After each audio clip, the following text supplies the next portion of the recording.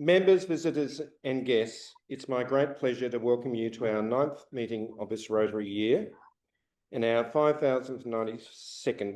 One day, I'm not going to mention that, we're going to run a sweep to see who gets closest in our 105-year history.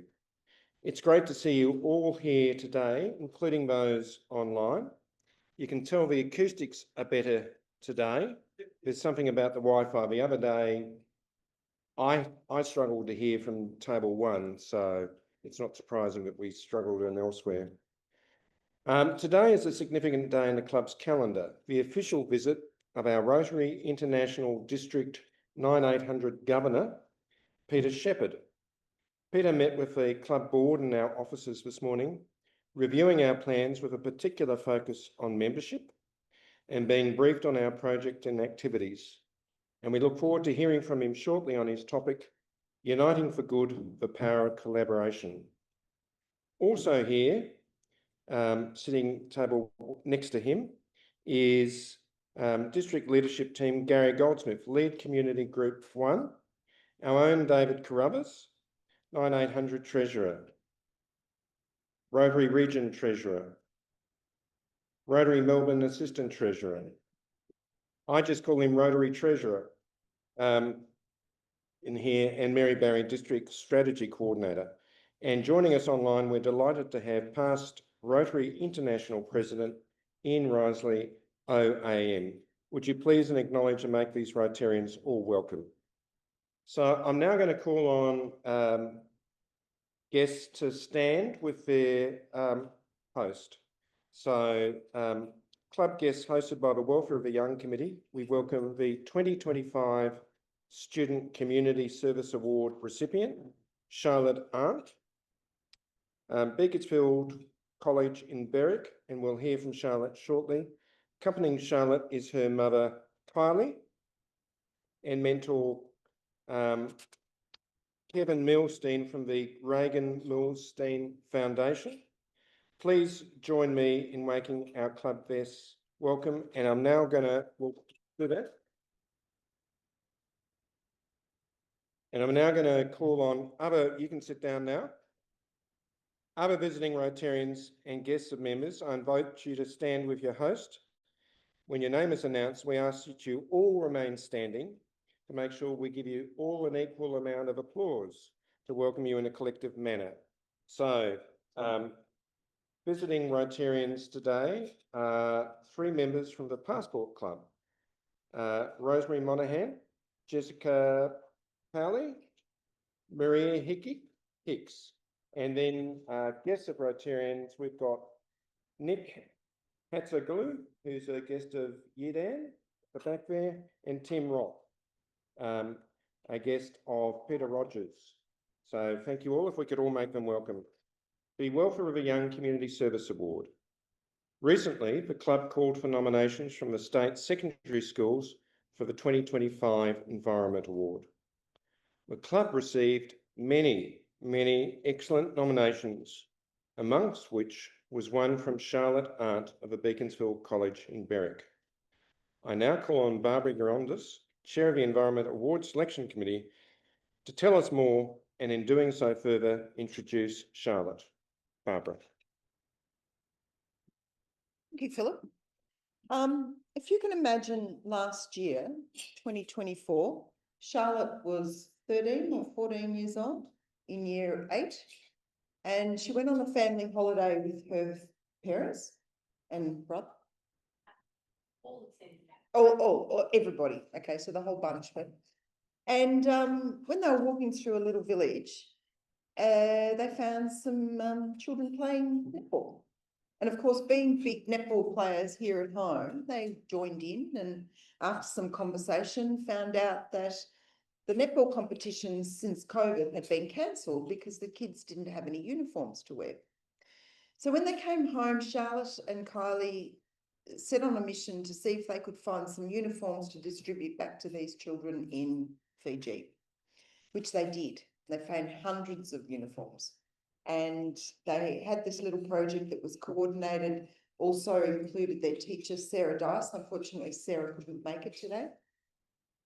And through that, Charlotte made an application for the environmental awards. With her showing, highlighting her project in Fiji. So when we received this application, we thought this actually needs recognition, and we didn't think the environmental awards was the right avenue to do that. So the Welfare of the Young Committee became involved, and we have given Charlotte today, and we're presenting Charlotte today with a Community Service Award from the Welfare of the Young Committee.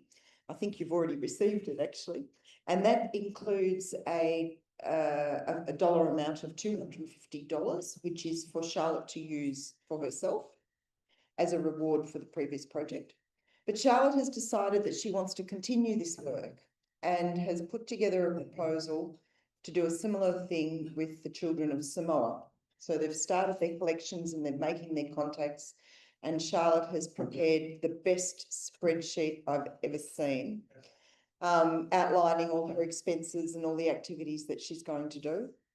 And the Welfare of the Young Committee have now given her a grant of $2,000 to fund that activity.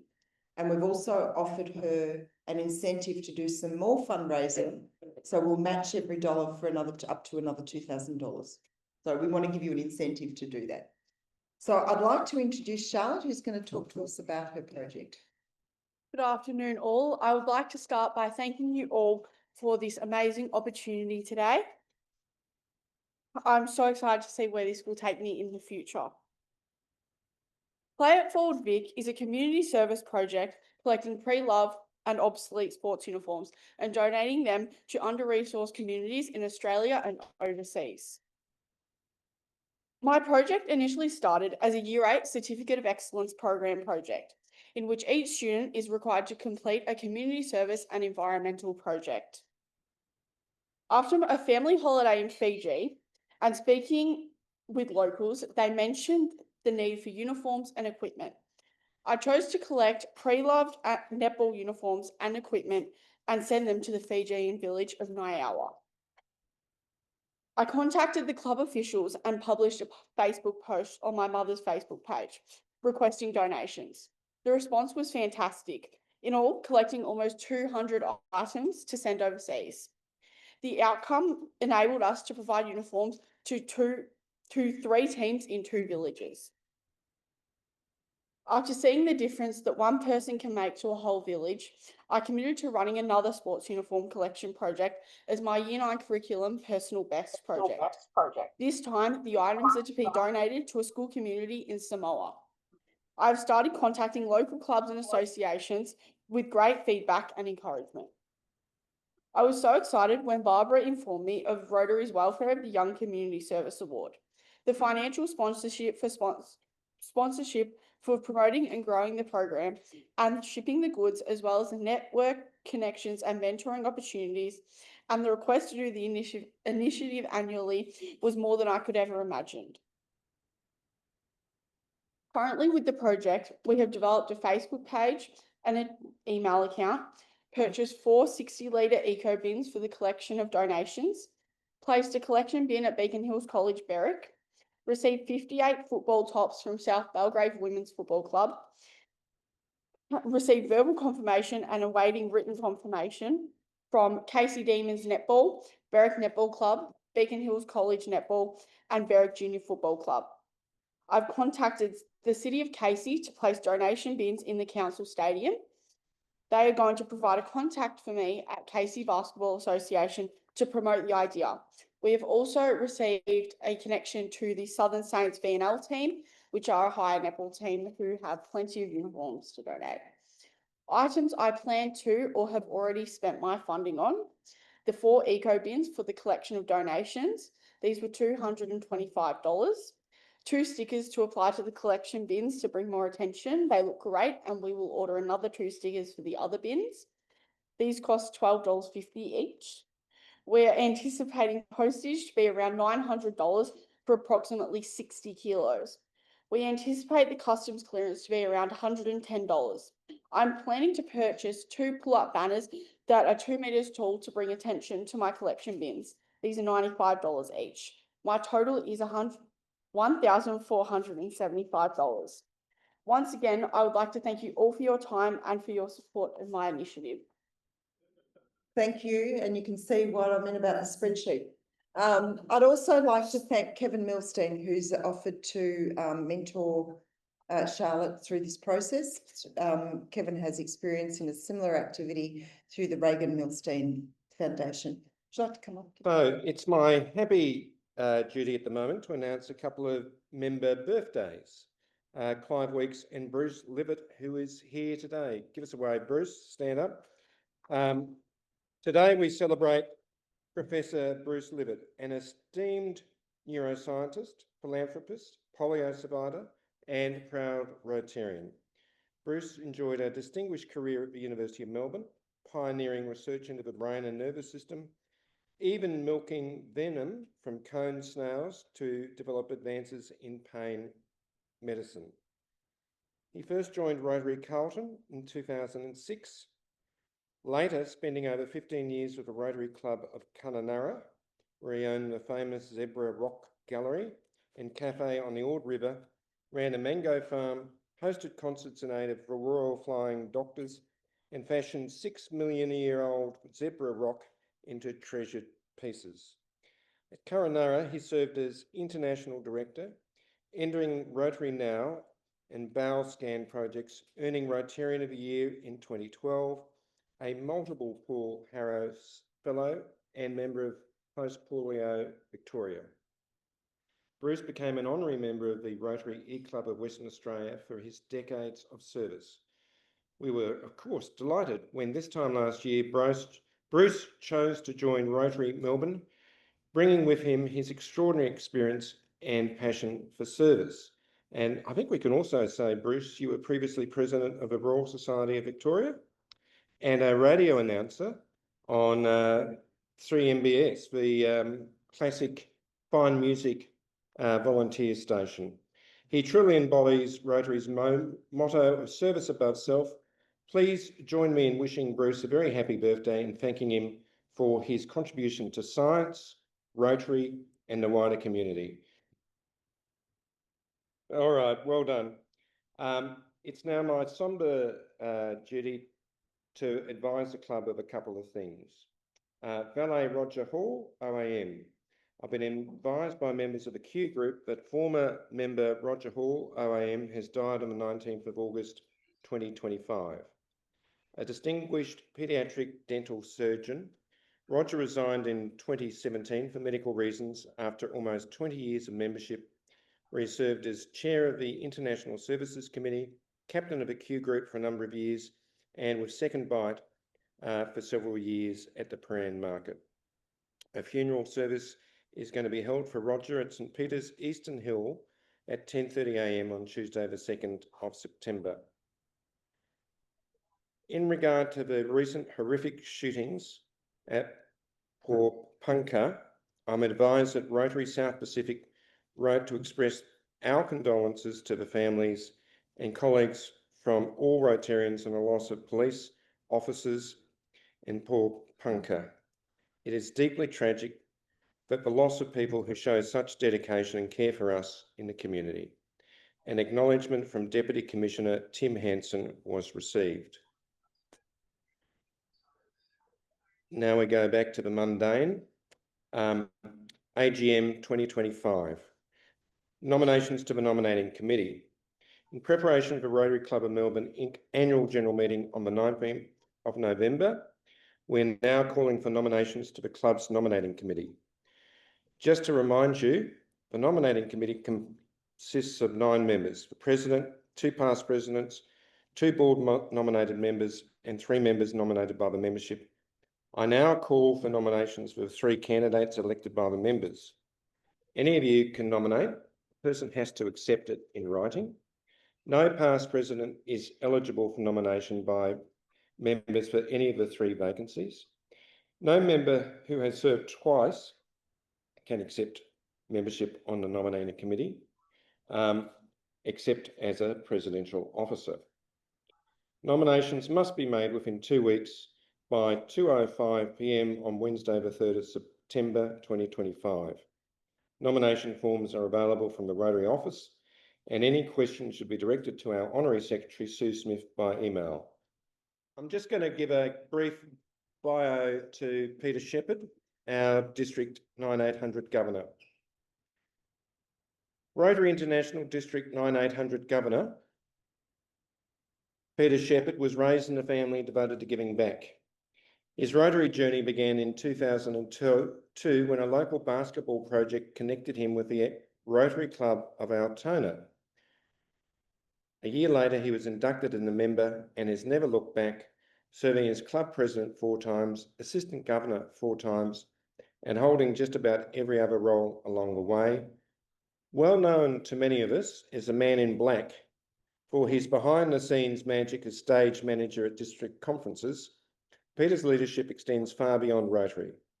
With a strong background in administration, project management and customer service, he's part of the management team at Melbourne's iconic Queen Victoria Market, a role he's held since 2013. A good friend and a regular visit of Rotary Melbourne, Peter is delighted to be with us today. Well, I assume so, we've said that. He turned up, so I take that as a positive sign. He'll be speaking on Uniting for Good, for power collaboration, exploring how our members are our greatest asset and how their skills and connections can drive greater impact. Peter's going to challenge us, good on you, Peter, more effectively about working with each other, with clubs and with outside groups by working smarter and unlocking the true potential of teamwork. I give you our District Governor. Thank you all. Good afternoon. It's an absolute pleasure to be here. I must admit for a moment there I got a little bit concerned when Philip said, and now for the mundane. I thought he was about to launch into my intro. Couple of things first. Charlotte, one of my other jobs is I'm on the board of directors at the Altona Sports Centre, which is home to Altona Netball and Altona Basketball. Let's swap details before you leave. We can get you some more uniforms. In regards the tragedy yesterday, can I just encourage everybody, when you're out and about, if you see a member of the emergency services over the next few days, just go up and tell them how much you appreciate what they do, because they do an amazing job. And it's times like this that remind us why we need them, because they're there to do the jobs that we can't do when there's an emergency on. So thank you, Philip, for your kind words, and thank you for the fact that we've reached out and let them know that we care, and they know that we care. For the benefit, and by the way, hello to past Rotary International President Ian Risley, who's online. Thank you for coming in and probably putting me under the greatest pressure I've been at a meeting. It's one thing to talk in front of past district governors, a world president is something different, but hopefully I'll do it justice. For the benefit of all of you, and in particular Robert Fisher, I'm going to expand a little bit just on the brief bio that we just received. I am the oldest son of Neil and Joan Shepherd. I joined Rotary in 2003, and when they retired, I got them to both join. They're still current members of the club, and my father has served as president 3 times in between my 4 to help get us through the last few years. I have a younger sister and 2 nephews, so I'm the lucky uncle that gets to hand them back and don't have to take the responsibility. Many of you might be aware that I travel by public transport a fair bit, and the reason for that is that I do not have a license, nor have I ever had a license. Not that I've ever done anything wrong, it's just that I have a psychological fear of getting behind the wheel, and I'm concerned that I'm going to do more damage to myself or to the rest of the people out there, and it's safer for me to be at the very best a passenger and possibly a navigator. I've come to love Uber, I've come to love the public transport system, and I've also come to love the fact that there are a number of Rotarians that live close to me that tend to be going in the same direction anyway, so therefore most of my responsibilities are easily taken care of. As mentioned, I'm currently working at Queen Victoria Market, but my working career started back in 1987. I left high school thinking that I would be an accountant. I did about 6 months of study as an accountant at Victoria University, at which time I discovered I did not want to be an accountant, and I apologise, David. And Charlotte, obviously, with your aspirations, with your spreadsheets. And so I deferred from there. And interestingly enough, I only deferred. So technically, they might call me at some stage and ask me when I'm coming back. But I got a job with AMP Insurance, which I thought I'd do for about 12 months and then look for something else. Anyway, 8 years later, when I'd risen to the role of Regional Asset Management and Premises Officer, and had a nice job and was working out at Kew. They decided to close the entire division and move it to Sydney. And so I was made redundant for the first time in my life. I say for the first time because you're about to hear a couple more. I left AMP, and my sister had been working around the corner from home at then Blockbuster Video. And she was moving interstate, and she said, Pete, there's a few hours a week going. You might want to do that until you work out what you're doing next. And I said, yep, that sounds like a good idea. Anyway, 12 years later, I left Blockbuster Video as the store manager. When I started, we were still selling videos. When we left, we had next to nothing left because, quite frankly, streaming was a thing and we were about to be made obsolete. I then spent a couple of years at Crown Casino working in their retail department before that too was shut down and I was made redundant yet again. And so I then moved on to what is now hopefully my forever home at Queen Victoria Market. I'm part of the retail management team and take care of a section of the market, which for those of you familiar with the market, from Victoria Street across to the centre of the market, so A shed through to E shed. I've got a mix of fruit and veg, general merchandise and shops. I'm the interaction with all of the traders in that area. And also I am part of the team that continues to recruit new traders and making sure the ones that we've got are doing the right thing. So very enjoyable situation. As also mentioned, I got into Rotary through the basketball. And this is maybe a lesson for today. I went and did a pitch for some funds to help us out with a program. They said yes to the, Rotary Altona said yes to the funding. I was asked to come back and give a report and then another report. And at that stage, I was working down the road at Blockbuster and my club met at lunchtime and I was able to get away at lunchtime. So it became virtually weekly reports. In the meantime, when I finished high school, my father took on the role as property manager and we moved back in the year later to live on site.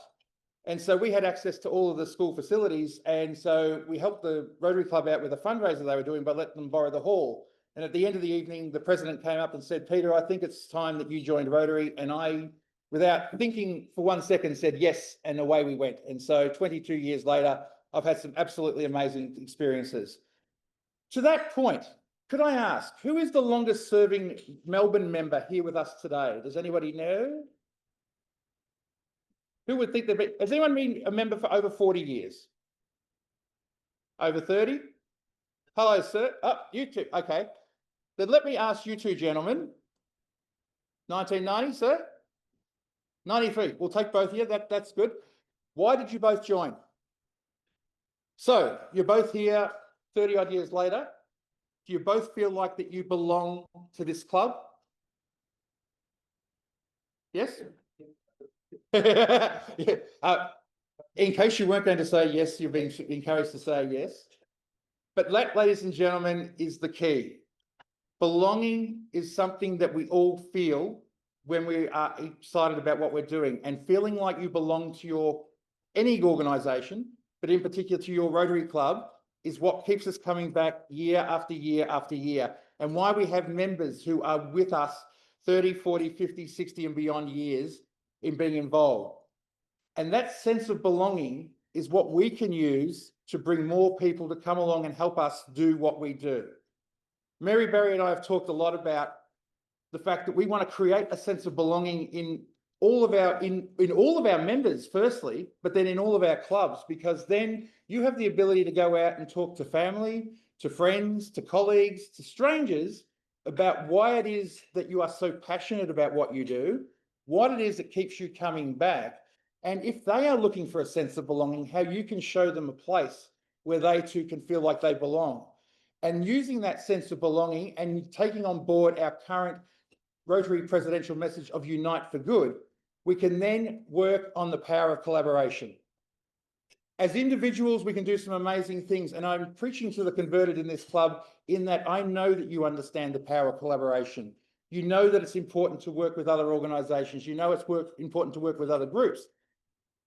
With a club this size, you know how to work with one another, which is absolutely amazing. And that is why, if we have this underlying sense of belonging filter in and stay with us going forward, I believe we have the greatest ability to increase our potential to have impact, but more importantly, we've got the greater potential to bring people along who are like-minded, who are passionate and who want to change the world, People like Charlotte who already see that there are things that need to be changed and that they need the help of larger organisations.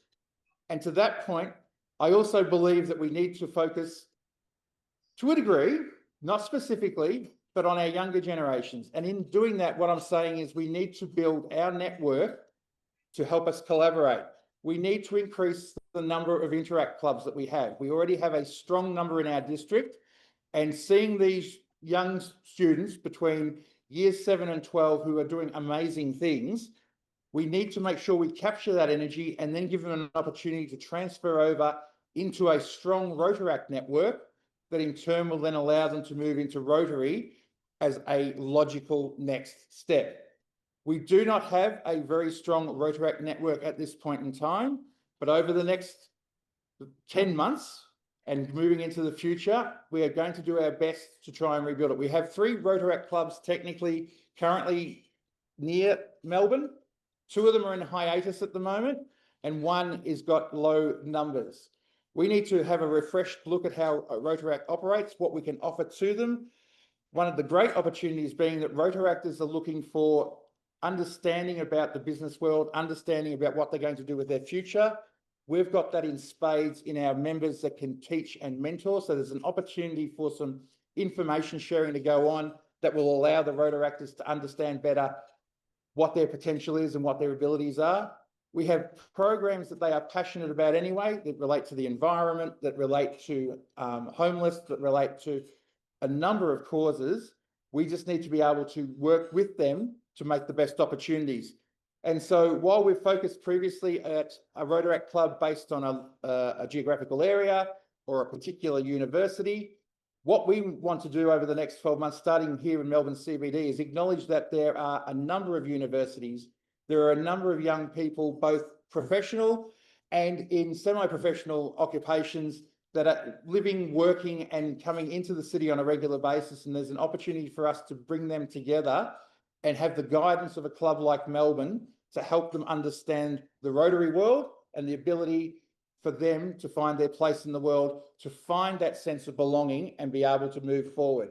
So I urge you as we go forward over the next 12 months to keep an eye out for opportunities that come up. And if you're able to assist in any way, big or small, we'd appreciate it, because your connections here in the city and your connections that you may have with various organisations will help us to promote the Rotaract brand opportunity and give us the opportunity to spread the word. To assist with building collaboration, this year we've got one of the members of our team who will be working on contacting all of the clubs so we can get detailed information of the various things you do. Specifically, what I'm trying to find is connecting clubs that share a love of certain causes. So if there are clubs that like to do tree planting, we want to make sure that they all know each other. We want to make sure that clubs that are wanting to do international projects in certain countries know who each other are. It's great that we've got lots of people doing different things in different countries, but if we can focus our work across our clubs, I think we can get a better impact and a better result. And so by doing that, once again, we can increase the power of collaboration, because we'll share the information with you so you have the ability, not just for now, but into the future, to be able to know who to work with if there's something you're currently doing, or who to contact if there's something that you are thinking about doing. The other thing I would like to ask you to give due consideration to is, if you are not already doing so, making some form of contribution to the Rotary Foundation, and for that matter, for the club to continue to look at opportunities to gain foundation grants for the wonderful projects that you guys do. Rotary Melbourne is a flagship, not just for our district, but for the entire country as far as I'm concerned. Not only the first club in being formed, but the first club based on the fact that you guys know how to think big and do big. So let's harness the power of the Rotary Foundation, which also likes to think big and do big, and take the opportunity where possible to make the money go further by having multiple clubs get involved, multiple districts get involved, and have the foundation come in as a very large partner. The fact that I know you've got a number of large projects on the go, in particular, the snakebite project in the PNG. I think there's an absolute opportunity for multiple groups to get together to fund a new ambulance. I know it's going to cost a couple of $100,000, but multiple clubs working together in harnessing with the Rotary Foundation, I believe it's something that we can do and then look back on as a positive achievement to help move that country forward and to prevent the loss of life. In the short time that the program has been operating, I understand with even just the resuscitator unit, lives have been saved. So this is really important. So can I thoroughly recommend that you give the foundation some due consideration? In doing so, I also thoroughly recommend, and I know you guys have already gone above and beyond with Peace Park, but if there is an opportunity to further spread the word of peace through schools that you work with organisations that you work with, please give due consideration to peace polls. They are a tangible way of spreading the peace message. They are a tangible way of making sure that the community know about us. And at the moment, from a district perspective, we're providing assistance in subsidising the purchase of peace poles for clubs to encourage clubs to get out there and put more out. So please give that real due consideration. Lastly, before I open the floor up for questions, because the important thing is I want to help you guys be the best that you can be. And so therefore to do that, I need to be able to understand what you're thinking, what you want to know. But I want to give you an invitation.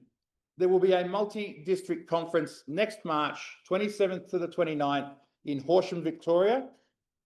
We will be bringing 3 districts together, ourselves here in District 9800, District 9510, which takes in South Australia, and District 9780, which borders on to the edge of South Australia. And we will be meeting at Horsham Town Hall. We'll be starting bookings officially in the next few weeks. However, there will only be 500 spaces available. And while I say 500 spaces available, so over 3 districts, that's a little thin, but I think we'll be able to fill it. But more importantly, accommodation is at a premium in Horsham if you don't act fast. Now, if you like caravanning, you've got plenty of time and plenty of room.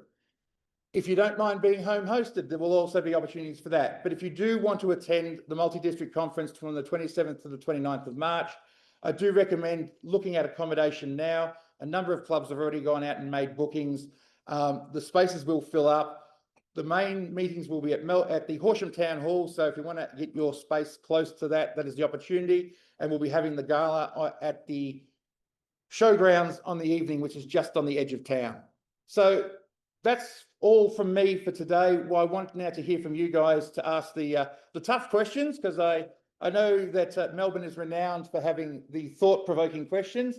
So let's see how we go. Anybody got a question for me?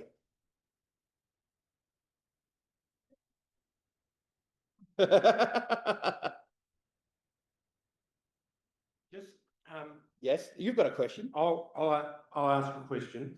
South Pacific region, how's it going?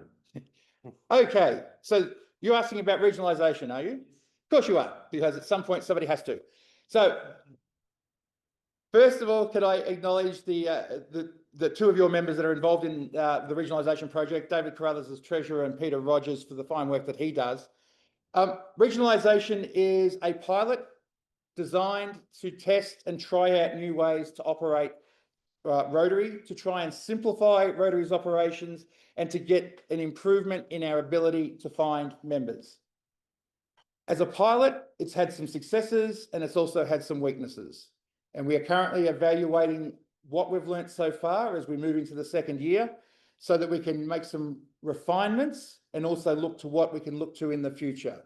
One of the big learnings that we have had is that moving from the cluster-based system to community groups and making those go from 6 to about 12 or 14 has in some cases been not successful. We also possibly missed the opportunity when we did create the community groups not to think outside the traditional boundaries and to put clubs together from different districts that are actually geographically closer to each other. So there are some opportunities to be made there. We've learnt some things along the way about what we can do well in regards to membership. We have learnt some things along the way about what not to do. And from my perspective, I think if we take the opportunity to let the program run out, to fully find what it can and can't do, we can then have a strong evaluation and make a decision where we move into the future, either later, or sorry, either at the end of this current Rotary year or a little bit later, so that we can do a full evaluation and look at where we're going. Can I say one of the issues has been that we didn't get public image up and running as fast as we'd like. I believe it's moving in a positive direction now, which is absolutely fantastic. From my perspective, what we will be doing from the district's point of view is, and touching back on that feeling of belonging, if we can make I belong, you belong, we all belong to Rotary a bit of a catch cry, then that's my addition to the public image program, not necessarily through regionalisation, but something we can all get around. Hope that kind of answers the question without insulting anybody in the room. Yes. Yeah, Yep. You mentioned about survey of studies to connect clubs, like connect with one another going forward. Yep. In your experience over the 20-odd years being a member, are there, and going around, are there clubs that you feel that we connect with on certain things that we do and that other clubs do that we might not be connected with? You may well do, but just off the top of your head. Yeah. Are there clubs you identify around Victoria perhaps or everywhere else that we perhaps? I couldn't say specifically clubs, but I am mindful of the fact that a number of clubs, and I appreciate, I think Melbourne has done a great job in trying to reach out to understand what other clubs are doing and to tie in. And with the greatest respect, governors before myself have always recommended to any club that needed some advice or inspiration to come to Melbourne for just that. So you probably made some connections along the way. But I am mindful of the fact that there are clubs quite possibly doing a project in Cambodia somewhere, and up the road there's another club doing a project in Cambodia, but they don't know that they're both doing it, and that we need to make that connection for them. And while Rotary Australia World Community Service and other organisations should be able to shine a light on that, I think if we can just bring a document to all the clubs going, here's what everybody's doing. Now, realistically, for this to work properly, what we really need to do is find out what all of Victoria is doing and then finding out what all of Australia is doing, because true collaboration works. Because if there's somebody in Western Australia doing a project that's identical or very close to yours, there's nothing wrong with you reaching across the boundary. So while I can't give you any specific places to start looking at, I'm just mindful of the fact that I know, talking to different clubs, they all have different interests. And if we can bring that commonality to everybody's awareness, I think there's a greater opportunity. Bernie's had a chance to think. Oh, and then first Robert though. Yep. I know that you put a lot of effort into preparing for the role as DG. What has surprised you most in the first couple of months of people? The surprise, and I was warned about this, is the strange emails you get from time to time about things you think are, quite frankly, quite petty, but obviously are of concern to people. So there have been some strange things I've had to get involved in. That was, although I was warned that the governor role does have that twist, and so all the training gives you all the mental flexibility and capacity. What I really love though is getting out and speaking to the clubs and connecting with members and getting to understand what drives people is just driving me even further to want to make sure that we can be as connected as we possibly can be, and that I do as much as I can as the time I've got this role to shine a light on as many projects as possible, to connect as many people as possible. And so I've actually found this role to be even more exhilarating than I thought it would be.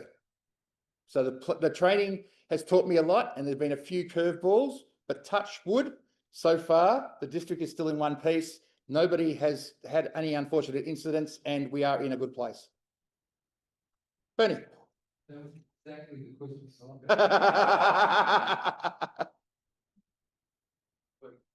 No, my question, you obviously touch on a lot of clubs in your role, locally and nationally. What are 3 projects that really excite you, that you see as taking Rotary forward into the future?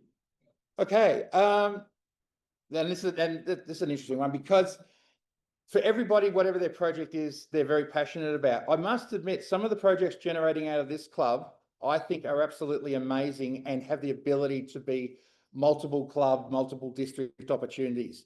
Be it PNG, be it the work in East Timor, things like that are absolutely amazing. What I am amazed by is the variety of projects, that there are scales of things happening big and small. Interestingly enough, Wood End is currently undertaking a project to try and teach people in Bali how not to use single-use plastics and how to get single-use plastics out of their environment. A huge challenge, and something that would be amazing if it can be adopted and then become a forerunner to how we deal with other Pacific nations and other areas where the use of recycling is still an issue. So I think there's an opportunity within Rotary for us to up our game on recycling. There's definitely an opportunity for us to do more with the homeless situation. And for every project that we do, I just say to every club, give it due consideration. But there's nothing that stands out specifically. I do believe that there is from a domestic violence point of view, we are fortunate to have safe families here in our district. There are other groups around the country doing parts of. If we can bring them all together as a united front, I think we can actually make some real impact into how we deal with domestic violence. If there's no more, I will finish with one last invitation. I work at Queen Victoria Market. Some of you are aware that we have a winter and summer night market series. If ever you guys, either as individuals or as a group, want to come along to a night market, get in contact with me, and I'm happy to organise some tables for you so you've got a base of operations, and happy to come along if I'm available and teach you a little bit about the market. But thank you for your time today. Keep doing what you're doing. Keep belonging. And I look forward to seeing what happens over the remainder of this year for this wonderful club. Thank you very much. Thank you. Thank you, Peter, for both being excited by coming to see us, but also for challenging us. And I hope we had a couple of challenging questions. In honour of Phil Embersby, who's online, I'm going to use the gag again. As a token of our appreciation, I'm giving you the 200% Australian-made wilderness wear socks. Get it? 100% for each sock. And I know Phil hates that joke, but Phil's company has kindly donated that to us, and the wilderness wear is an Australian manufacturer, so well worth supporting. So thanks. I'll let you go down. Thank you. Thanks.